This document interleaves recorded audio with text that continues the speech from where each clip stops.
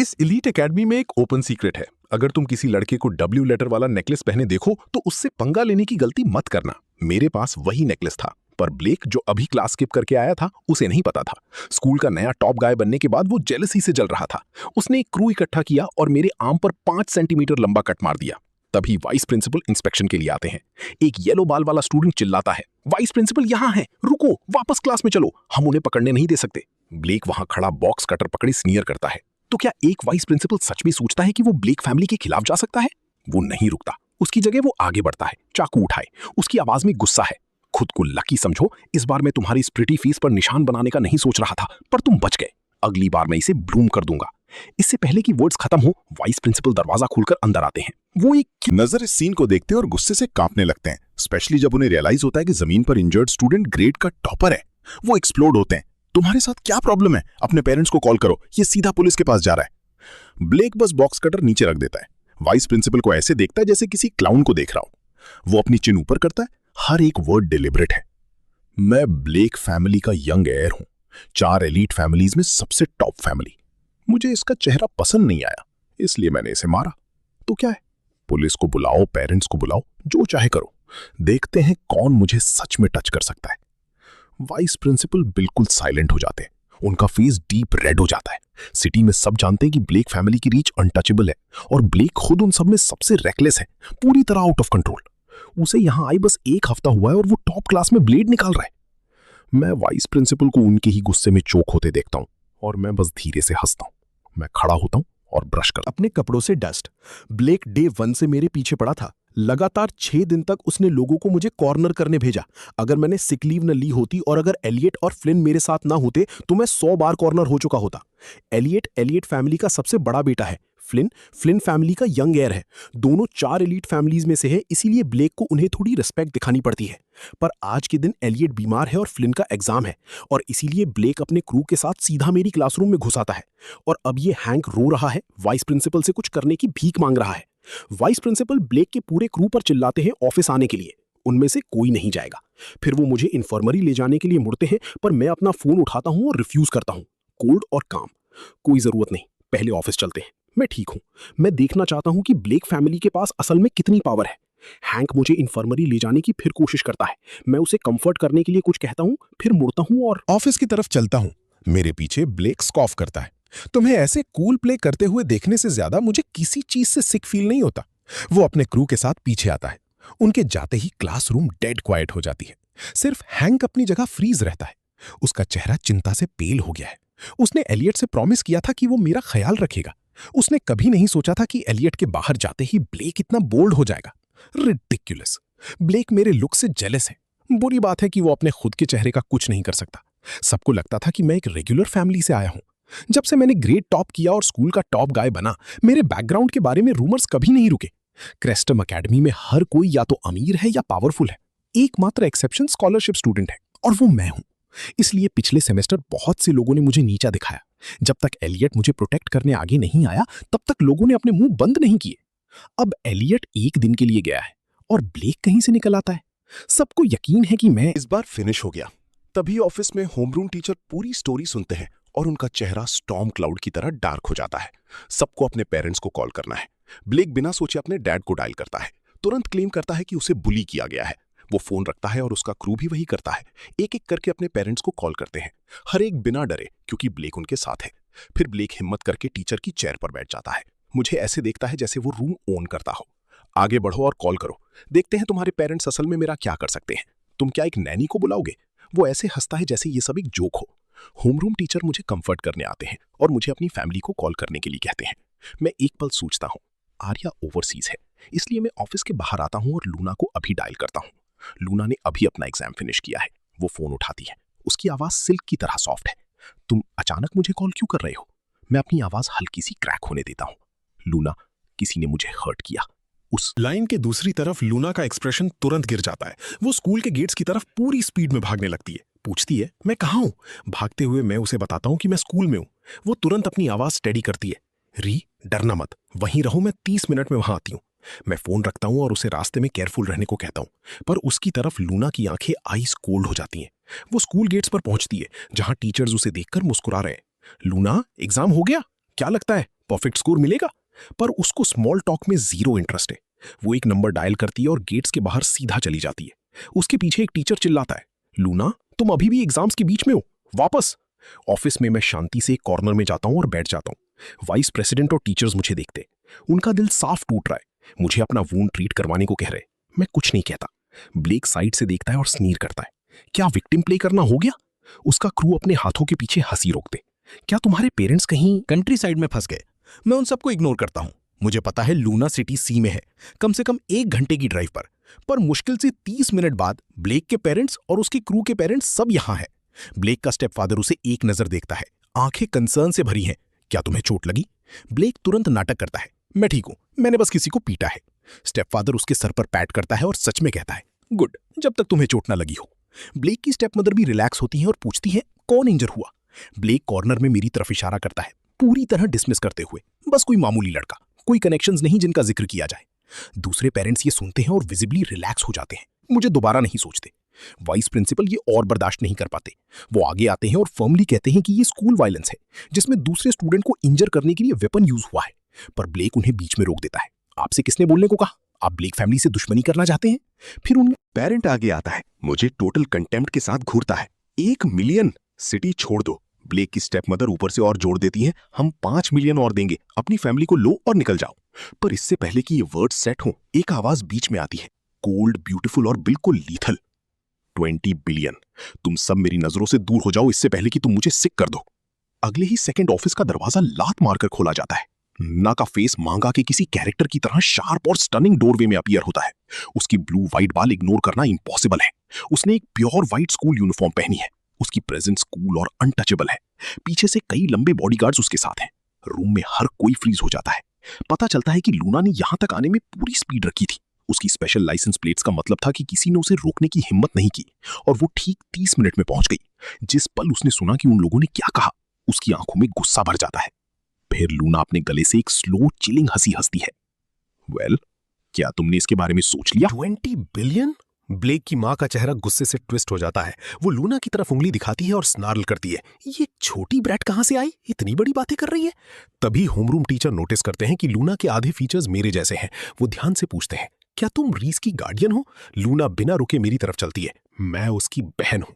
Vice principal सब कुछ explain करने के लिए भागते हैं, चीजों को ठीक करने की कोशिश करते हैं, पर जैसे ही वो मुझे क्या किया गया बताना खत्म करते हैं, लूना का टेम्पर आग हो जाता है। रहने दो।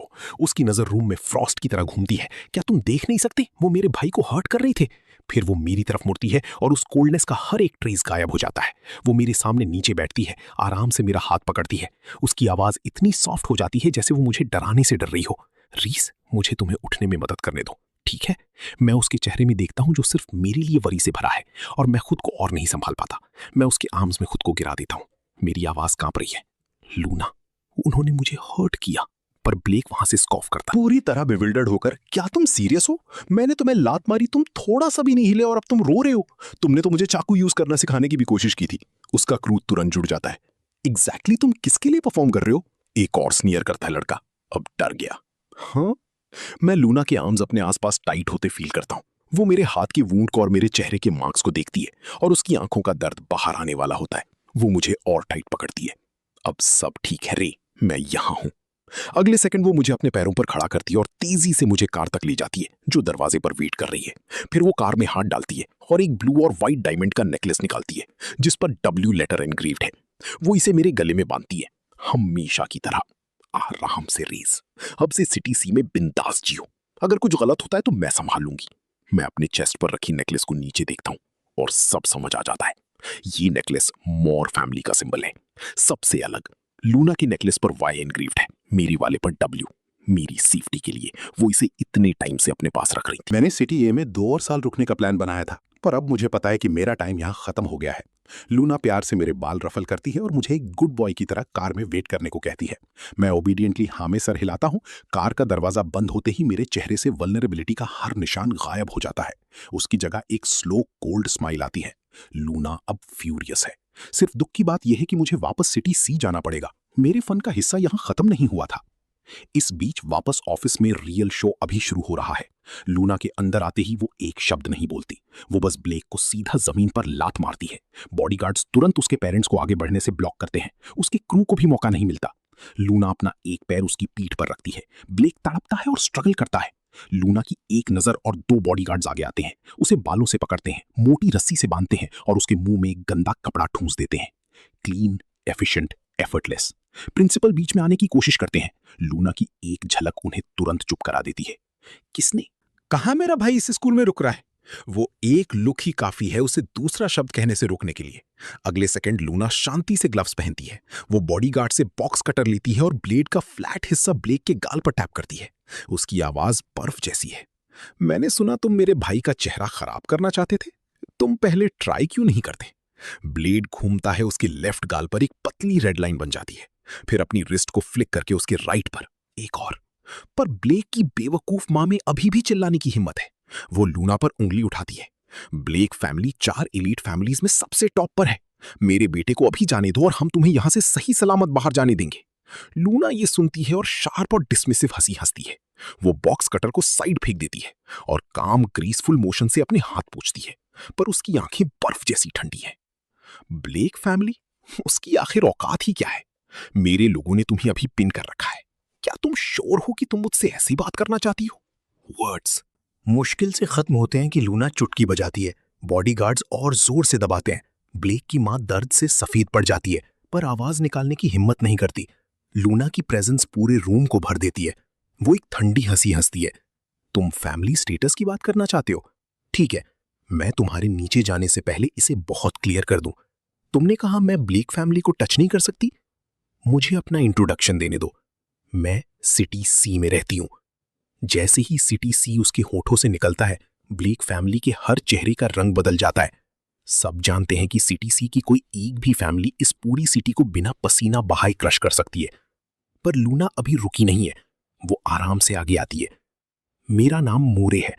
मैं मूरे फैमिली की सेकंड डॉटर हूं और मेरा भाई मूरे फैमिली का एकमात्र यंग हेयर है। पूरा ऑफिस डेड साइलेंट हो जाता है। मूरे फैमिली देश में दूसरी सबसे पावरफुल डायनेस्टी, टॉप पर श्याओ ग्रुप के ठीक बाद मूरे ग्रुप, जो अपने लोगों के लिए रूथलेस और फियर्सली प्रोटेक्टिव होने के लिए जाना जाता है।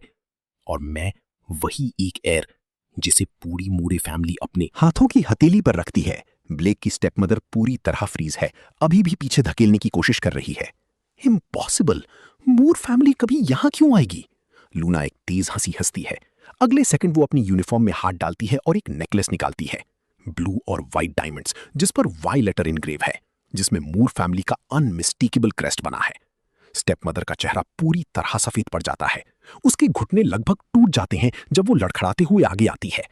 मिस मूर, ये सब एक गलतफहमी है, मैं कसम खाती हूं।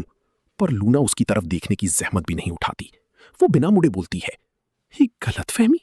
मैं बस अपने भाई को सपोर्ट करने आई हूं। जो भी हुआ मुझे डिटेल्स नहीं चाहिए। ब्लेक के क्रू के पेरेंट्स डर से पीले हो जाते हैं। उनमें से एक खुद को दूर करने के लिए झटपटाता है। मिस मूर, हमारा इससे कोई लेना देना नहीं था। मेरे बच्चे ने कभी आपके भाई को टच नहीं किया। लूना ये सुनती है और उसकी आंखें गुस्से से आग बबूला हो जाती हैं। डरो मत, हर एक अकॉम्प्लिस उसके साथ नीचे जाएगा। इससे पहले कि वर्ड्स फीके पड़े, ऑफिस का दरवाजा धकेल कर खोला जाता है और कई पुलिस ऑफिसर्स अंदर आते हैं। वो ब्लेक और उसके पूरे क्रू को हैंडकफ्स पहनाते और उन्हें बाहर ले जाते हैं। फिर लूना वाइस प्रिंसिपल की तरफ मुड़ती है, जो उसके पास खड़े कांप रहे हैं। एक फेंट कोल्ड स्माइल उसके होठों पर आती है। स्कूल ने इसे जैसे हैंडल किया, मैं उससे सेटिस्फाई नहीं हूं। यहां से मैं संभालूंगी। वाइस प्रिंसिपल जोर से हां में सर हिलाते हैं, कसम खाते हैं कि वो दखल नहीं देंगे और सब शांत रहेगा। उसी रात आर्या अपना मूव लेती है। पूरी सिटी रीशफल हो जाती है। सो कॉल्ड 4 एलीट फैमिलीज अब नए सिरे से रीवैल्यूएट किया, ब्लेक फैमिली को लिस्ट से पूरी तरह हटा दिया। एक रात और पूरी दुनिया पलट गई। 2 दिन बाद लूना मुझे वापस सिटी सी ले जाने आती है। यहां तक कि आर्या, जो हमेशा काम में डूबी रहती है, बस एक दिन मेरे साथ बिताने के लिए उड़कर घर आती है। मैं धीरे से सांस छोड़ता हूं। मैंने सिटी ए में 2 साल तक छिप कर रहने और सीनियर ईयर में वापस आने का प्लान बनाया था। कभी नहीं सोचा था कि ये सब इस तरह बिखर जाएगा। खैर, अगर मैं वापस आ गया हूं तो आ गया हूं। सिटी सी में कोई मुझे छूने की हिम्मत नहीं करेगा। वैसे भी अगला कदम school transfer. Luna Maplewood high में पढ़ती है, जो कि मोर फैमिली की प्रॉपर्टी है। पर मैं किसी ऐसे इंसान से नहीं मिलना चाहता जिसे मैं जानता हूं, इसलिए मैं मेपलवुड का सबसे बड़ा राइवल थॉर्नफील्ड हाई चुनता हूं। दोनों बहनें मेरी बात मान लेती हैं। अगली सुबह मैं अपने नए स्कूल जाने के लिए तैयार होता हूँ। जैसे ही मैं बाहर निकलता हूँ, स्टाफ की 2 लाइन अटेंशन में खड़ी होती हैं और एक साथ बो करती हैं। हम यंग मास्टर के पहले दिन के शानदार होने की उम्मीद करते हैं। ये जाना पहचाना सीन मुझे लगभग हंसा देता है। दूसरी तरफ लूना पूरी तरह से नॉर्मल है। वो कार का दरवाजा खोलती है। मेरे लिए बिना रुके 20 मिनट बाद कार रुकती है। मैं उस साइन को घूरता हूं जिस पर थॉर्नफील्ड हाई लिखा है। मेरा चेहरा ब्लैंक है। फिर मैं बगल में देखने के लिए मुड़ता हूं। वो मेपलवुड हाई है। मैं तुरंत नजरें फेर लेता हूं और अपना सर दूसरी तरफ घूमता हूं। लूना की ब्लू और व्हाइट बाल नोटिस करना बहुत आसान है। कार थॉर्नफील्ड हाई के सामने सफाई से रुकती है। लूना बाहर निकलती है और जल्दी से मेरी तरफ आती है। वो ध्यान से मेरा दरवाजा खोलती है। उसके होठों पर एक सॉफ्ट स्माइल है। रीज, हम आ गए। मैं उसे अपनी सबसे प्यारी स्माइल देता हूं। Bye Luna. पर वो मेरा हाथ पकड़ लेती है। अभी भी चिंतित है। मेपलवुड बिल्कुल बगल में है। अगर कुछ भी होता है तो मुझे उसी वक्त कॉल करना। अगर कुछ गलत ना भी हो तो भी कॉल करना। मैं हमेशा कॉल पर हूं।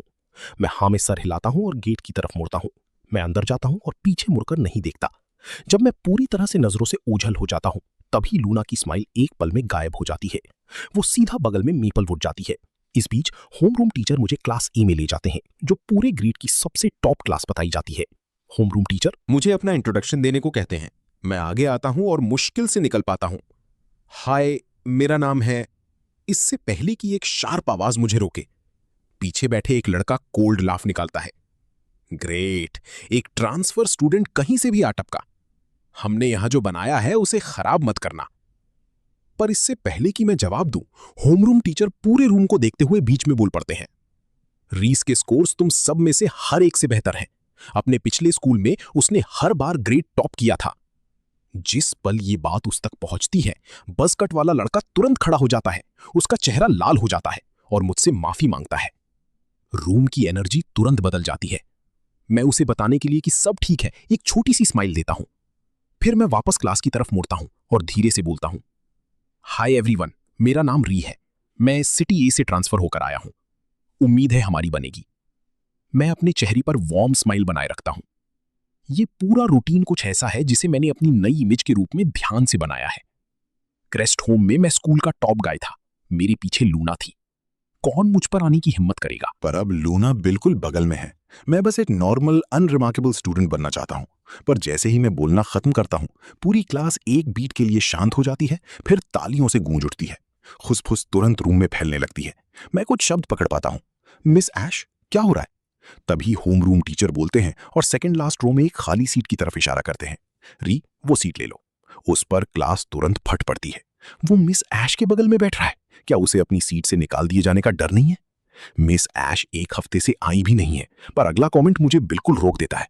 फर्क नहीं पड़ता अगर वो स्किप करती है, वो अभी भी हर बार ग्रेड टॉप करती है।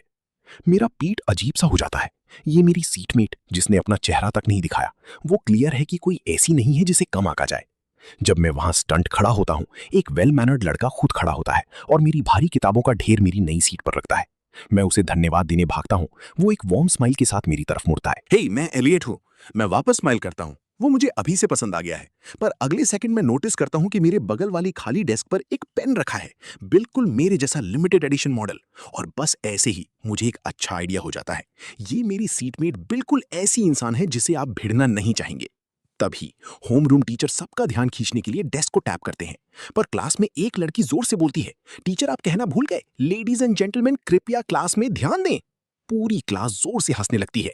सबको सरप्राइज करते हुए टीचर बस मुस्कुरा देते हैं और प्ले अलोंग करते हैं, लेडीज एंड जेंटलमैन कृपया क्लास में ध्यान दें। मैं पूरी तरह स्टन्ड हूं। इस क्लास में ऐसी अच्छी एनर्जी है। मेरा पुराना स्कूल सिर्फ कट थ्रोट कंपटीशन और फेक स्माइल्स के बारे में था, इसलिए मैं हर दिन स्किप करता था। पर यह जगह सच में मुझे कुछ महसूस कराती है। एलियट मेरी तरफ एक टेस्ट पेपर खिसकाता है। मैं उस पर एक नजर डालता हूं और तुरंत समझ जाता हूं कि यह बहुत आसान है, पेनफुली बोरिंग। इसलिए मैं उस पर डूडलिंग शुरू कर देता हूं। जब मैं आखिरकार ड्राइंग करते करते थक जाता हूं, तो मैं अपनी सीटमेट की बुक पर एक नजर डालता हूं। हवा के झोंके से वो एक ऐसे पेज पर खुलती है जिस पर सिर्फ एक शब्द लिखा है, शेन। हैंडराइटिंग एलिगेंट पर शार्प है और ये मुझे सीधे चेस्ट पर हैमर की तरह लगती है। ये शब्द कैसे? ये हैंडराइटिंग कैसे? एक सॉफ्ट क्लिक के साथ पेन मेरे हाथ से फिसलकर फर्श पर गिरता है। सिर्फ एक विचार मेरे दिमाग में भर जाता है, क्या उसने नहीं कहा था कि वो साउथ के स्कूल में जाने वाली है? मैं यहां खास तौर पर इसीलिए आया। हम लगभग 1 साल से एक दूसरे से नहीं मिले हैं, पर वो एक शब्द मुझे वापस मिडिल स्कूल में खींच ले जाता है। एक ब्राइट बोल्ड लड़की जो अपना चिन्ह हाथों में रखे हुए है और मुझे बुलाते हुए पाउट कर रही है। री। उस वक्त मैंने उससे पूछा था, थॉर्नफील्ड या मेपलवुड? उसने अपना होंठ काटा। क्लियर था कि वो अपसेट थी। पर अगर हम अलग स्कूल्स में हैं तो मैं तुम्हें हर वक्त नहीं देख पाऊंगी। मैं तुम्हें हर दिन देखना चाहती हूं। और उस एक लाइन के कारण मेरे दिल ने हार मान ली। तो हम दोनों मेपलवुड जाएंगे। वो आखिरकार मुस्कुरा उठी। जो री कहेगा मैं ही तुम्हें प्रोटेक्ट करूंगी। तभी एलियट की आवाज मुझे वापस लाती है। हे, तुम्हारा पेन गिर गया। मैं उसे ले लेता हूं। मेरे विचार पूरी तरह मिस है। नहीं, ये वो नहीं हो सकती। उसने प्रॉमिस किया था कि वो मेपलवुड जाएगी। पर इससे पहले कि मैं खुद को समझा पाता, मैं अपना सर घुमाता हूं और विंडो के बाहर एक गुस्से भरी नजर से मेरी आंखें मिलती हैं। एक टीचर मुझे बहुत गुस्से से घूर रहे हैं। अगले सेकंड वो चिल्लाते हैं, तुम ब्राउन हेयर, बाहर आओ। तुम्हें अपने बाल डाई करने की परमिशन किसने दी? क्लास के बाद मेरे ऑफिस आना। मैं पूरी तरह हैरान हूं। थॉर्नफील्ड बाल डाई करने की परमिशन नहीं देता। मेरे लगभग 1 साल से ये ब्राउन बाल है। बेल बजती है और मैं तुरंत एलियट की तरफ मुड़ता हूं। वो टीचर कौन है? एलियट एक सीरियस एक्सप्रेशन के साथ देखता है। वो डीन ऑफ डिसिप्लिन है। इन्हें जल्दी वापस डाई कर लो वरना तुम्हें फॉर्मल अपॉलॉजी लिखनी पड़ेगी। थॉर्नफील्ड पहले 2 सालों के लिए फेमसली स्ट्रिक्ट है। मेरा मन बैठ जाता है। मैंने नहीं सोचा था कि रूल्स इतने टाइट होंगे। पर फिर रूल्स सिर्फ पहले 2 सालों पर अप्लाई होते हैं। बगल में मेपलवुड में स्टूडेंट्स रेनबो के हर रंग में बाल रंगवाकर घूमते हैं और कोई ध्यान नहीं देता। इसलिए मैं जल्दी से एलियट से पूछता हूं, डीन ऑफ डिसिप्लिन का ऑफिस कहां है? मुझे सरप्राइज करते हुए एलियट अपने पेपर पैक करता है और खड़ा हो जाता है। छोड़ो, मैं तुम्हें ले चलता हूं।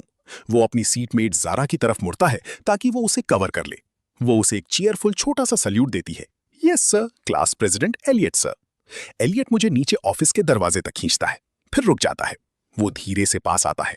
बस उन्हें बता देना कि तुम ट्रांसफर स्टूडेंट हो और तुम्हें रूल्स नहीं पता थे। वो तुम्हें ज्यादा परेशान नहीं करेंगे। मैं यहां बाहर वेट करूंगा। मेरे सीने में एक अजीब सी नरमी छा जाती है। मैं उसे थैंक्स बोलता हूं, लंबी सांस लेता हूं और दरवाजा धकेलकर अंदर जाता हूं। मुझे नहीं पता कि ठीक इसी वक्त स्कूल के गेट के बाहर एक तूफान शांति से जमा हो रहा है। डार्क रेड बालों वाली एक लड़की दीवार के सहारे खड़ी है। लगता है वेट करके थक चुकी है। तभी एक और लड़की उसकी तरफ भागते हुए आती है, हाथ में टैबलेट लिए और चतुराई से मुस्कुराते हुए। ऐश? सोचो मैंने अभी क्या देखा। इससे पहले कि ऐश कोई रिएक्शन दे, लड़की खुद ही बोल पड़ती है, तुम्हारा एक सीटमेट आ गया है और वो एक मेल ट्रांसफर स्टूडेंट है। हवा थम जाती है। थॉर्नफील्ड में सब जानते हैं कि ऐश को किसी को अपने बगल में बिठाना बिल्कुल पसंद नहीं है, पर वो खुद स्कूल बोर्ड डायरेक्टर की बेटी है। पूरे स्कूल में कोई भी उससे पंगा लेने की हिम्मत नहीं करता। बाल डाई करना, क्लास स्किप करना, लड़ाइयों में पड़ना, वो सब करती है और स्कूल कभी कुछ नहीं कहता। जब वो अच्छे मूड में होती है तो वो बिना मेहनत की ग्रेड में टॉप करती है, पर जब वो बुरी मूड में होती है तो वो सबकी जिंदगी नरक बना देती है। जैसे ही वो सुनती है कि एक लड़के को उसके बगल में बिठाया गया है, उसके दिमाग में सिर्फ एक विचार चमकता है। सिर्फ एक ही लड़का है जिसके बगल में वो कभी बैठेगी। उसका चेहरा पत्थर जैसा ठंडा हो जाता है। वो कुछ वर्ड्स बोलती है। चलो देखते हैं। मुझे इसमें से कुछ नहीं पता। क्लास ई में वापस रूम में पहली ही हलचल है। ऐश, वेरा, सेरीना, तीनों लेजेंडरी एरीज एक साथ आ चुकी हैं। जरा नहीं रुकती। ऐश, तुम आज स्कूल कैसे आ गई? वेरा सेरीना के कंधे पर हाथ रखती है, साफ इरादे के साथ मुस्कुराती है। क्या ये साफ नहीं है? वो नए ट्रांसफर स्टूडेंट को देखने आई है। अगले सेकंड ऐश की आंखें मेरी सीट पर जम जाती हैं जब वो किताबें और पेन देखती हैं जो क्लियरली एक लड़के की हैं। उसका एक्सप्रेशन डार्क हो जाता है। क्लास में एक इंसान भी सांस लेने की हिम्मत नहीं करता। सब यही सोचते हैं, ये ट्रांसफर स्टूडेंट तो गया। तभी वेरा बोलती है, यहां बैठा इंसान कहां गया? जारा जवाब देती है, 8 के बाद छुट्टी पे गया, शायद 11 के आसपास आएगा। इससे पहले कि वर्ड्स खत्म होते, सरीना बिना कुछ कहे आगे बढ़ती है और मेरी पूरी डेस्क और चेयर को रूम के बिल्कुल पीछे खिसका देती है। जारा कुछ कहने के लिए मुंह खोलती है, पर वेरा की एक नजर उसे चुप करा देती है। उसके बगल में खाली सीट के साथ ऐश का एक्सप्रेशन थोड़ा ठीक हो जाता है। वो आलसी तरीके से पीछे झुकती है। जो भी हो, हम बाद में इससे डील करेंगे। और ऐसे ही बेल बज जाती है। मेरी डेस्क रूम के पीछे रखी है और मैं अभी भी डीन ऑफ डिसिप्लिन को डील कर रहा हूं, पूरे स्टॉर्म से अनजान जो मेरे वेट में है। मैं कैंडी का एक बैग लेकर स्कूल वापस जाता हूं जो मैंने पहले चूज किया था, अभी भी अनजान कि आगे क्या होने वाला है। जैसे ही मैं बिल्डिंग तक पहुंचता हूं, मेरी बेस्ट फ्रेंड का कॉल आता है। वो छुपकर मिलने आना चाहती है, पर अगली ही सेकंड वो दूसरी तरफ चिल्लाती है। उसे अपने सीनियर के साथ एक डेट याद आती है। तुम हमेशा मुझे एक लड़के के लिए डिच करती हो। मैं कॉल कट करता हूं और पलटकर स्कूल गेट की तरफ बढ़ रहे 3 लोगों की झलक देखता हूं। उनमें डार्क रेड बाल वाली लड़की भी है। उसका पीछे से अपीयरेंस बहुत फेमिलियर लग रहा है, पर मैं उस पर ज्यादा ध्यान नहीं देता और सीधा क्लास ही में चला जाता हूँ। पर जैसे ही मैं डोर से अंदर जाता हूँ, मेरे होश उड़ जाते हैं। मेरी सीट कहाँ है? जहां मैं बैठा था वो जगह बिल्कुल खाली है। मेरी पूरी डेस्क और चेयर रूम के बिल्कुल पीछे फेंक दी गई है। मैं तुरंत एलियट को ढूंढता हूँ। वो मुझे धीरे से बताता है, ये मेरी सीटमेट थी जिससे मैं कभी नहीं मिला। उसे सीटमेट पसंद नहीं है। ठीक है। सच कहूं तो काफी बोल्ड, पर मैं वैसे भी क्लास में ध्यान नहीं देता, इसलिए फर्क नहीं पड़ता कि मैं कहां बैठता हूं। मैं बैक रो की तरफ चलता हूं और मुश्किल से बैठ पाता हूं इससे पहले कि बेल बजे। मैथ टीचर पेपर्स का एक ढेर लिए आते हैं और एक बॉम्ब शेल गिराते हैं। Zara first place, 129 points. पूरे स्कूल में अकेली स्टूडेंट जिसने 120 क्रॉस किया। पूरी क्लास तालियों से गूंज उठती है, यहां तक कि एलियट जो ठीक उसके बगल में बैठा है वो भी पूरी तरह स्टार स्ट्रक लगता है। जारा, ये इंसेन है, तुम इनक्रेडिबल हो। यहां तक कि एलियट आह भरते हुए मानता है कि उसने खुद 120 क्रॉस नहीं किया, पर जारा बस हंसकर टाल देती है। बस किस्मत अच्छी थी। मैं भी सबके साथ तालियां बजाता हूं, अंदर से बिल्कुल अनमूव्ड। फिर पेपर्स बांटे जाते हैं। क्लास तुरंत शिकायतों में डूब जाती है। सिर्फ 106? क्या वो आखिरी क्वेश्चन सच में इंसानों के लिए था? पर टीचर कहते हैं कि उनकी क्लास का एवरेज अभी भी स्कूल में सबसे ज्यादा है। जब सभी अभी शिकायत करने में लगे हैं, टीचर अचानक शांत हो जाते हैं। वो अपना गला साफ करते हैं और सीधे आखिरी क्वेश्चन को एक्सप्लेन करने लगते हैं, जिसे पूरे स्कूल में नहीं सॉल्व कर पाया। जो बात इसे और खराब करती है वो ये कि उन्हें स्टूडेंट से आंसर पूछना पसंद है। अगले सेकंड उनकी आंखें रूम में घूमती हैं और सीधे मुझ पर आकर रुकती हैं। ब्राउन हेयर वाले स्टूडेंट, तुम ट्रांसफर स्टूडेंट हो, है ना? मेरा पेट अजीब सा हो जाता है, पर मैं फिर भी खड़ा हो जाता हूं। मैं री हूं। टीचर सर हिलाते हैं। उनके चेहरे पर एक छोटी सी मुस्कान है, पर आगे जो होने वाला है वो पूरी क्लास की सांस रोक देता है। तो री, हमें इस प्रॉब्लम को सॉल्व करके दिखाओ। मैं पूरी शांति से पेपर उठाता हूं। जरूर। ये प्रॉब्लम मैंने मिडिल स्कूल में ही ये पढ़ लिया था। एडवांस्ड मैथ मेरे लिए कुछ नहीं है। पूरी क्लास शांति से देखती है और मैं पूरी 20 मिनट तक एक्सप्लेन करता हूं। जब मैं खत्म करता हूं तो रूम पूरी तरह शांत है। फिर गैस्प्स शुरू होते हैं। क्या ये ट्रांसफर स्टूडेंट कुछ और ही है? इसके पास सॉल्व करने का सेकंड मेथड है? क्या ये वही नहीं है जो सीनियर ईयर तक नहीं सिखाते? यहां तक कि मैथ टीचर भी जेन्युइनली इंप्रेस लगते हैं। वो खुद तालियां बजाना शुरू करते हैं। री, दोनों मेथड्स बिल्कुल सही हैं। मैं वापस बैठा ही होता हूं कि तभी बेल बजती है। और इससे पहले कि मैं कुछ भी कर पाऊं, क्लास के दोस्तों का एक भीड़ मेरे आसपास आकर घेर लेता है। हर कोई अपना इंट्रोडक्शन देने की जल्दी में है। मैं वार्म मुस्कान बनाए रखता हूं और कहता हूं कि मैं सबको याद रखूंगा। एक ब्राइट आइज वाली लड़की मुझे देखती है। रीज, वो अमेजिंग था। वो क्वेश्चन बहुत हार्ड था और तुमने इसे ऐसे ही सॉल्व कर दिया। मैं लगभग बोल ही देता हूं, ये उतना हार्ड नहीं था, तुम में से किसी को समझ नहीं आया। पर मैं रुक जाता हूं और अपनी बात मोड़ देता हूं। प्यारे शब्दों के लिए शुक्रिया, मैंने पहले से ही इसे देख लिया था। पर उसकी आगे वाली लाइन मुझे पूरे क्लास का सेंटर बना देती है। मुझे लगता है ग्रेड का टॉप बदलने वाला है। मैं बस पलकी झपकाती हुई मॉडेस्ट रहता हूं। मैं अपनी पूरी कोशिश करूंगा। एक और लड़की मुस्कुराती हुई पास आती है और क्लास के बाकी लोग भी उतने ही वार्म हैं। रीज, कोई जरूरत हो तो मेरे पास आना। पैसा वही एक चीज है जो मेरे पास कभी कम नहीं होता। जब सब मेरी अटेंशन लेने की कोशिश कर रहे होते हैं, तभी कोई अचानक टॉपिक चेंज करता है। री, तुमने अब तक अपनी बाल वापस डाई क्यों नहीं करवाई? मैं हल्की से सर हिलाता हूं। हाँ, इसके बारे में। तभी कोई और तुरंत बोल पड़ता है। थॉर्नफील्ड बालों के मामले में बहुत स्ट्रिक्ट है। सिर्फ सीनियर्स और एक और पर्सन उस रूल को ब्रेक करने की हिम्मत करते हैं। एक पर्सन। मुझे तुरंत वो डार्क रेड बाल याद आ गए जो मैंने स्कूल गेट पर देखे थे। तभी कोई रहस्यमयी लुक के साथ आगे झुकता है और अपनी आवाज हल्की करता है। क्या तुम्हें पता है तुम्हारा डेस्क क्यों हटाया गया था? पर इससे पहले कि सेंटेंस पूरी हो, जारा कैजुअल तरीके से उड़ते हुए आती है और उस इंसान को एक ठंडी लुक देती है। उसकी आवाज ठंडी और सपाट है। तुम सच में उसके बारे में बात करना चाहते हो? ये उन्हें तुरंत चुप करा देता है। वो हंसकर इसे हटा देते हैं और टॉपिक बदल देते हैं। मुझे हल्का सा गुस्सा महसूस होता है। उसने इसे क्यों काटा? पर मैं अपने चेहरे को न्यूट्रल रखता हूं और बस क्यूरियस दिखता हूं। जरूर। तभी कोई और आगे आता है और आवाज धीमी करता है। तुम्हारी पहली सीटमेट स्कूल टायरेंट है, थॉर्नफील्ड में सबसे नटोरियस इंसान। गुस्सा भी बुरी तरह है, कभी भी किसी को अपने साथ नहीं बैठने देती। सुबह आने पर उसने तुरंत तुम्हारा डेस्क हटा दिया।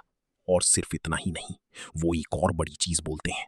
जो 2 लड़कियां वहां बैठी हैं अभी, वो हैं थॉर्नफील्ड की 4 टॉप लड़कियों में से 2 और तुम्हारी ओरिजिनल सीटमेट स्कूल टायरेंट और टॉप लड़की। तभी मुझे समझ आता है, मुझे पूरे स्कूल के सबसे अनटचेबल लोगों के ठीक बगल में बिठाया गया है। वो देखती हैं कि उन्हें कोई रोक नहीं रहा और वो आगे बढ़ती रहती हैं, इसमें और ज्यादा इन्वॉल्व होती जाती हैं। अब मुझे सीटीसी की मेजर फैमिलीज की पूरी जानकारी दे रही हैं। मैं गॉसिप सुनता हूं पर मेरा दिमाग किसी और ही चीज पर काम कर रहा है। ये स्कूल टायरेंट आखिर है कौन? जैसे ही मैं अपना फोन निकालकर चेक करने वाला होता हूं, एक शार्प आवाज रूम में गूंजती है। तुम किस स्कूल से ट्रांसफर होकर आए हो? मैं ऊपर देखता हूं, ये कोल है, वही लड़का जो पहले इंट्रोडक्शंस में था। वो अपने हाथ बांधे खड़ा है, उसकी आंखें स्क्रूटिनी से भरी हैं। मैं हल्के से मुस्कुराता हूं और 3 शब्दों में जवाब देता हूं, क्रेस्ट एकेडमी। जैसे ही ये बात सबको पता चलती है, पूरी क्लास फट पड़ती है। क्रेस्ट, वो इलीट एकेडमी जहां सिर्फ 4 इलीट फैमिलीज के बच्चे ही जा सकते हैं। कोल का चेहरा तुरंत गिर जाता है और बाकी क्लास के मुझे देखने का तरीका बदल जाता है। उनकी आंखों में थोड़ी और रिस्पेक्ट आ जाती है। मुझे ऐड कर लिया जाता है क्लास ग्रुप चैट में। पर जैसे ही सब लंच के लिए जाने वाले होते हैं, एलियट जो कभी किसी के साथ खुद से बात शुरू नहीं करता, असल में मेरी तरफ मुड़ता है। मैं तुम्हें कैफेटेरिया ले चलूंगा। आधी क्लास के तो जैसे होश ही उड़ जाते हैं, क्योंकि ये एलियट है, वो लड़का जो कभी किसी के साथ फर्स्ट मूव नहीं करता। मैं मुस्कुराता हूं और कहता हूं, जरूर, थैंक्स एलियट। और ऐसे ही हम एक साथ चल पड़ते हैं। जैसे ही हम हॉलवे में कदम रखते हैं, मेरी ब्राउन बाल पूरे कॉरिडोर में आग लगा देती है। क्या एक फर्स्ट ईयर डाइड बालों के साथ मुझे सिर्फ पिंक का एक छोटा सा स्ट्रीक करने पर रिपोर्ट कर दिया गया था? ये ऐसे फ्री कैसे घूम रहा है? एग्जैक्टली, मिस ऐश के अलावा ईयर 1 में और कौन इतना बोल्ड हो सकता है? अगले सेकंड पिंक शर्ट में एक लड़का जो क्लियरली स्कूल के टॉप गाइज में से एक है, अपना सर ऊपर उठाता है। तुम खुद को समझते क्या हो? अपना मुंह बंद रखो। जो लड़का बात कर रहा था, वो ये देखकर कि ये किसने कहा है, तुरंत सफेद पड़ जाता है। हकलाते हुए बोलता है, लो? तो ये लियो है, लुओ फैमिली का दूसरा बेटा, जिसे उसकी फैमिली ने इतना बिगाड़ दिया है कि थॉर्नफील्ड में कोई उसे छूने की हिम्मत नहीं करता। लियो कोल्ड हफ निकालता है और अपने दोस्त के साथ चला जाता है। मैं उसकी पीठ देखता हूं और सोच में पड़ जाता हूं। जब तक हम कैफेटेरिया पहुंचते हैं, एलियट मुझे ब्राइट आंखों से देख रहा होता है। वो फिर बोलता है, रे, तुम सच में क्रेस्टमोल गए थे? मैं हाँ में सर हिलाता हूं। हाँ। एलियट तुरंत एक हैरानी भरी सांस छोड़ता है। उसकी आवाज जेलेसी से भरी है। क्रेस्ट होम ऐसी जगह है जहां गेट के बाहर खड़े होना भी एक अचीवमेंट लगता है। हम पूरे रास्ते बात करते हैं। थॉर्नफील्ड का कैफेटेरिया बहुत बड़ा है, 5 बिल्डिंग्स, हर एक में 6 फ्लोर्स, जिसमें काउंट करने से भी ज्यादा फूड ऑप्शंस हैं। जैसे ही एलियट बैठता है, उसकी क्यूरियोसिटी बढ़ जाती है। रेस, तुम्हारे ब्राउन बाल, डीन ऑफ डिसिप्लिन ने कुछ नहीं कहा? मैं पूरी शांति से अपना सर हिलाता हूं। उन्होंने कहा, पर ठीक है। एलियट मेरी टोटल इंडिफरेंस देखता है और इस पर और जोर नहीं देता। लंच के बाद मैं अकेले वेस्टव्यू एस्टेट वापस जाता हूं और अपने बेड पर लेट जाता हूं। पर कोई चीज मुझे परेशान कर रही है। मैं उठता हूं, अपना फोन लेता हूं और थॉर्नफील्ड स्कूल खोलता हूं। नेटवर्क में स्कूल टायरेंट सर्च करता हूं, कुछ नहीं। मैं टॉप गर्ल सर्च करता हूं, अभी भी कुछ नहीं। ये कैसे पॉसिबल है? हर एक निशान पूरी तरह मिटा दिया गया है। तभी मुझे समझ आता है, थॉर्नफील्ड शेन फैमिली की प्रॉपर्टी है। कोई कितना भी पावरफुल क्यों ना हो, क्या वो सच में शेन फैमिली से ऊपर जा सकता है? जब तक कि एक इम्पॉसिबल नाम मेरे दिमाग में ना चमके। नहीं, उसे तो लूना के ही स्कूल में होना चाहिए। मैं बस अपना फोन बंद करता हूं और सो जाता हूं। जब मैं उठता हूं, स्कूल लगभग खत्म होने वाला है। मैं क्लासरूम की तरफ भागता हूं और फाइनल बेल बजने से पहले मुश्किल से बैठ पाता हूं, पर तभी मेरा फोन बज करता है। ये मेरी कजिन रोजी है। मैं जवाब देने के लिए क्लासरूम से बाहर निकलता हूं। उसकी ब्राइट आवाज स्पीकर पर गूंजती है, रेज, मैंने सुना तुम सिटी में वापस आ गए हो। मैं मुस्कुराता हूं और इसे कंफर्म करता हूं, पर मुझे उसकी तरफ बहुत शोर सुनाई दे रहा है। तुम कहां हो? इतना शोर क्यों है? रोजी क्लियरली हार मानते हुए अपनी आवाज धीमी करती है, इंटरनेट कैफे। फिर वो तुरंत बदलती है, रे, तुम मेपलवुड में हो ना? मैं तुम्हें ढूंढने आ रही हूं। मैं स्वीटली जवाब देता हूं, मैं थॉर्नफील्ड में हूं। रोजी रुक जाती है, तुम थॉर्नफील्ड में क्यों हो? लूना और मैं और सोल दोनों मेपलवुड में हैं। मैं कैजुअल तरह से इसे टाल देता हूं। सुना है थॉर्नफील्ड का डिसिप्लिन ज्यादा अच्छा है, वो इस पर जोर नहीं देती। ठीक है, तुम क्लास ए में हो ना? स्कूल के बाद मेरा वेट करना, मैं चुपके से अंदर आऊंगी और तुम्हें ढूंढ लूंगी। फाइनल क्लास अभी खत्म ही हुई है। जब मैं ऊपर देखता हूं और क्लासरूम के दरवाजे पर कैप और ब्लू कॉलर यूनिफॉर्म में एक फिगर को खड़ा पाता हूं। वो अपना सर उठाती है और कैप के ब्रिम के नीचे से बोल्ड ग्रे पिंक बालों का एक गुच्छा बाहर आता है। ये रोजी है। मैं तुरंत एक ग्रिन के साथ आगे बढ़ता हूं। रोजी, वो अपना सर ऊपर करती है, एक स्ट्राइकिंगली ब्यूटीफुल चेहरा दिखाती है। डार्क आंखें, क्लियर और वार्म। हॉलवे में हैरानी भरी सांसें गूंजती हैं। ओह माय, वो गॉर्जियस है। ये कौन है? ये दोनों सच में बोल्ड डाइड बाल और सब कुछ। फिर कोई चिल्लाता है, रुको, क्या वो सॉन्ग फैमिली की रोजी नहीं है? मेपलवुड की टॉप गर्ल। वो यहां अंदर कैसे आई? जब सब अभी भी गॉसिप कर रहे हैं, रोजी आगे बढ़ती है और मेरा हाथ पकड़ लेती है। रेस, चलो खाने चलते हैं। मैं एक स्माइल के साथ सर हिलाता हूं और उसके पीछे निकल जाता हूं। मैं खुद को रोक नहीं पाता। रोजी, तुम्हें ये यूनिफॉर्म कहां से मिली? वो मुस्कुराती है। क्लियरली खुद से खुश। गेट पर जो लेडी थी उसने मुझे दी। हमारी काफी पुरानी पहचान है। पर तभी हमारे पीछे एक शार्प आवाज फट पड़ती है, हे, तुम दोनों आगे, डाइट बालों वाले। मेरा पेट अजीब सा हो जाता है। मैं मुड़ता हूं। डीन ऑफ डिसिप्लिन ठीक हमारे रास्ते में खड़ी हैं। चेहरा तूफान की तरह डार्क है। हम तो गए। उनकी आंखें पहले मुझ पर लॉक होती हैं। ट्रांसफर स्टूडेंट, क्या मैंने तुम्हें आज सुबह अपने बाल वापस डाई करने को नहीं कहा था? फिर वो रोजी की तरफ घूमती हैं आंखें छोटी करते हुए। और तुम कौन हो? तुम यहां अंदर कैसे आई? मेरा दिल सीधा गले में आ जाता है, पर रोजी पूरी तरह इनोसेंट लगती है, लगभग ऑफेंडेड जैसे। वो पूरे कन्विक्शन के साथ डीन की आंखों में देखती हैं। टीचर, आपको मैं याद नहीं हूं? मैं थॉर्नफील्ड के मॉडल स्टूडेंट्स में से एक हूं। मैं वहीं खड़े खड़े लगभग हंसने वाला होता हूं। डीन सच में फ्रीज हो जाती हैं। उनका पूरा चेहरा डाउट से भरा है, पर वो जल्दी रिकवर करती हैं और हमारे बालों की तरफ उंगली उठाती हैं। मुझे फर्क नहीं पड़ता तुम कौन हो, थॉर्नफील्ड डाइड बालों की परमिशन नहीं देता। रोजी तुरंत सीधी हो जाती है, सिंसियरिटी की पिक्चर बनकर। टीचर, हम पूरी तरह समझते हैं। मैं तुरंत प्ले अलोंग करता हूं अपनी सबसे कोऑपरेटिव स्माइल बनाते हुए। फिक्र मत कीजिए टीचर, मैं 30 सेकंड तक इसे वापस डाई करवा लूंगा। रोजी जोर से सिर हिलाती है। एग्जैक्टली टीचर, 30 सेकंड तक आप हम दोनों के कंप्लीटली ब्लैक बाल देखेंगी। डीन क्लियरली सेटिस्फाई होकर सिर हिलाती हैं। गुड, तो तुम दोनों। इससे पहले कि वो खत्म कर पाए, रोजी मेरा हाथ पकड़ती है और हम घूमकर फुल स्पीड में स्कूल गेट की तरफ भागते हैं। हमें भागते हुए देखकर डीन वापस रियलिटी में आती है और गुस्से से अपना पैर पटकती हैं। रुको में कोई 30 सेकंड नहीं होता, तुम दोनों वही रुक जाओ। उनकी गुस्से भरी आवाज पीछे से हमारा पीछा करती है, पर हम बस और तेज भागते हैं। इस बीच टाउन के दूसरी तरफ एक रेस्टोरेंट में वीरा टाइम देखती है और अपने पैरों पर खड़ी हो जाती है। ऐश, मेरे डैड अभी देश वापस आए हैं, मुझे गायब होना पड़ेगा। ऐश धीरे से अपना फोन नीचे रखती है। एक शब्द, ओके। सेरीना आराम से खड़ी होती है। तीनों एक साथ रेस्टोरेंट से बाहर निकलती हैं। वो मुश्किल से सड़क पर आई हैं जब ऐश अपने पॉकेट में हाथ डालती है और एक लॉलीपॉप अपने मुंह में डालती है। वीरा पास आती है। लेडीज, कल गुड स्टूडेंट्स की तरह क्लास में जाएंगी। मेरे डैड वापस आ गए हैं और अगर मैंने फिर से स्किप किया तो वो मुझे डिस्ट्रॉय कर देंगे। ऐश पूरी तरह इंडिफरेंस के साथ रिस्पॉन्ड करती है। सेरीना वेरा को देखती है और धीरे से कहती है, जो तुम चाहो। तभी वो एक स्कूल के पास से गुजरते हैं। अचानक ओवरऑल्स में एक लड़का अपने दोस्त के द्वारा आगे धकेला जाता है और ऐश के ठीक सामने लड़खड़ाता है। उसका सेंटर पार्टेड हेयर कट है और वो धीमी आवाज में निकलता है, हे तुम क्या कर रहे हो? फिर वो एक लंबी सांस लेता है, अपना सर उठाता है और एक शाई स्माइल के साथ ऐश को देखता है। हाय, क्या मुझे तुम्हारा नंबर मिल सकता है? वीरा तुरंत खुश हो जाती है और सेरीना के कंधे पर हाथ रखती है, एक विकेट ग्रिन के साथ फुसफुसाते हुए। टिस्क टिस्क टिस्क, तुमने ये देखा? ऐश जैसे चेहरे के साथ अगर मैं एक लड़का होती तो मैं भी यही करती। सेरीना उसे घूरती है, पूरी तरह थक चुकी है, पर ऐश बस एक बार अपनी जीभ क्लिक करती है और लॉलीपॉप को चबा जाती है। उसकी ठंडी आंखें बिना किसी रियल इंटरेस्ट के उस पर घूमती हैं। 3 शब्द, पत्थर की तरह सपाट, नॉट इंटरेस्टेड। पर सेंटर पार्क लड़का हार नहीं मान रहा, वो बोलता रहता है बस, एक कॉन्टैक्ट प्लीज। ऐश का पेशेंस विजिबली चला गया है। वो लॉलीपॉप की स्टिक कचरे में फेंक देती है और उसके आसपास का टेम्परेचर जैसे गिरने लगता है। उसकी आंखें काटने जितनी शार्प है। लड़के पीछे लड़खड़ाते हैं। फिर ऐश उन्हें एक नजर भी नहीं देखती। वो सीधा उनके बगल से निकलती है और चलती रहती है। सेंटर पार्क लड़का उसे जाते हुए देखता है, एक डिजेक्टेड लुक के साथ, अपने आप से बड़बड़ाते हुए, इतनी कोल्ड क्यों? पर अगले सेकंड वो एक्चुअली घूमता है और इसकी जगह वेरा और सेरीना की तरफ एम करता है। क्या मुझे तुम दोनों में से किसी का नंबर मिल सकता है? वेरा और सेरीना एक दूसरे को देखती हैं। दोनों फ्रीज हो जाती हैं। इस लड़के में बिल्कुल शर्म नहीं है। वो पोलाइटली मना करती हैं और आज तक पहुंचने के लिए अपनी स्पीड बढ़ाती हैं। सेंटर पार्क लड़के को फ्रस्ट्रेशन में जमीन पर पैर पटकते हुए छोड़कर उसका दोस्त उसके बगल में धीरे से बड़बड़ाता है, क्या वो लड़की वेरा जैसी नहीं लग रही थी?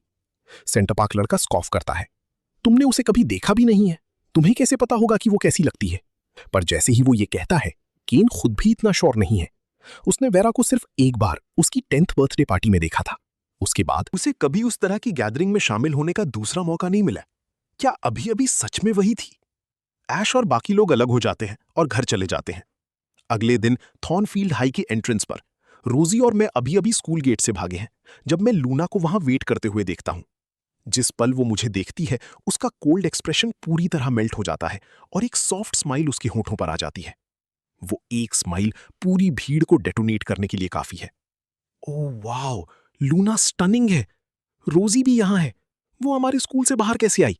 रुको, लूना किसका वेट कर रही है? वो उस लड़की की तरफ क्यों जा रही है? सिटी सी में हर कोई जानता है कि लूना फेमसली डिफिकल्ट है, फिर भी वो मेपलवुड की हाईएस्ट वोटेड टॉप गर्ल भी है। और ठीक उसके बगल में सॉन्ग फैमिली की रोजी खड़ी है। हमारी फैमिलीज की पहचान काफी पुरानी है। रोजी और मैं कजिन्स के रूप में एक साथ बड़े हुए। इस सिटी में कोई भी उन दोनों से उलझने की हिम्मत नहीं करता। फिर भी यहां मेपलवुड के दोनों सबसे बड़े नाम किसी रैंडम लड़की के साथ खड़े हैं। मैं जल्दी से लूना के पास जाता हूं। अपने सबसे स्वीट टोन में उसे बुलाते हुए वो मेरी तरफ नीचे देखती है और प्यार से मेरे बाल रफल करती है। रीस, चलो घर चलते हैं। पर रोजी बोल पड़ती है, लूना मुझे रीस को थोड़ी देर इस एरिया में घुमाने दो। लूना झिझकती है। रोजी तुरंत अपने सीने पर हाथ रखती है और प्रॉमिस करती है, मुझ पर ट्रस्ट करो, रीस बहुत टाइम से सिटी में वापस नहीं आया है। मैं उसे घुमाऊंगी, मैं उसे 8 बजे से पहले घर ले आऊंगी, गारंटीड। सिर्फ तभी लूना सिर हिलाती है। ठीक है, उसे सेफ रखना और उसे पूल हॉल जैसी किसी जगह मत ले जाना। लूना की अप्रूवल के साथ मैं ओबीडियंटली रोजी के पीछे चलता हूं। हम उसकी स्पोर्ट्स कार में बैठते हैं। इंजन अभी स्टार्ट ही हुआ है जब पीछे से आवाजों का शोर मुझ पर पड़ता है। उसने इसे फ्रंट सीट पर बैठने दिया। कोई भी लड़का कभी वहां नहीं बैठ पाता। मुझे लगता है सिर्फ लूना ही कभी उस सीट पर बैठी है। चैटर मक्खियों की तरह घूमती है। मैं ध्यान नहीं देता। मैं रोजी को देखता हूं। हम कहां जा रही हैं? वो मुस्कुराती है। मैं तुम्हें आसपास घुमाऊंगी। 10 मिनट बाद कार एक मैसिव शॉपिंग मॉल के सामने रुकती है। रोजी मेरा दरवाजा खोलती है। आपके बाद यंग मास्टर। हम सीधा 3rd फ्लोर पर आर्केड की तरफ जाते हैं। मैंने ये सब सिटी ए में काफी बार किया है, पर मैं अभी भी एक्साइटेडली क्लॉ मशीन की तरफ भागता हूँ। रोजी, मैं ये वाला खेलना चाहता हूँ।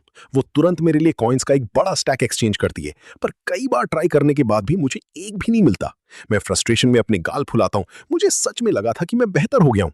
रोजी मेरा कंधा थपथपाती है। आराम से, बस कोशिश करते रहो। मैं फिर से जाता हूँ। क्लॉ ने लगभग पकड़ ही लिया था, फिर ड्रॉप कर देता है। मैं इसे एक्सेप्ट करने से मना करता हूं। मैं मशीन चेंज करता हूं और 10 बार से ज्यादा ट्राई करता हूं। अभी भी कुछ नहीं। ये मशीन मुझे फेक आउट कर रही है। अब एक भीड़ इकट्ठा हो रही है और कोई सच में हंसता है। एक टाइनी सूट में एक छोटा बच्चा सीधा मेरी तरफ उंगली दिखाता है और चिल्लाता है, देखो उस लड़के ने 30 बार ट्राई किया और अभी भी एक नहीं निकाल पाया, कितना डम है। उसके बगल में खड़ा बड़ा लड़का जिसके बाल वुल्फ टेल में पीछे खींचे हुए हैं, उसे तुरंत पकड़ लेता है। पिप, अभी माफी मांगो। पर पिप इसमें से कुछ नहीं सुन रहा। वो मुंह बनाता है और भाग जाता है। मैं माफी नहीं मांग रहा। मॉम कहती है कि मैं लुओ फैमिली का सबसे प्रेशियस यंग मास्टर हूं। कीन पूरी तरह गुस्से में आग बबूला हो रहा है, पर वो फिर भी मुझे माफी मांगने के लिए मुड़ता है।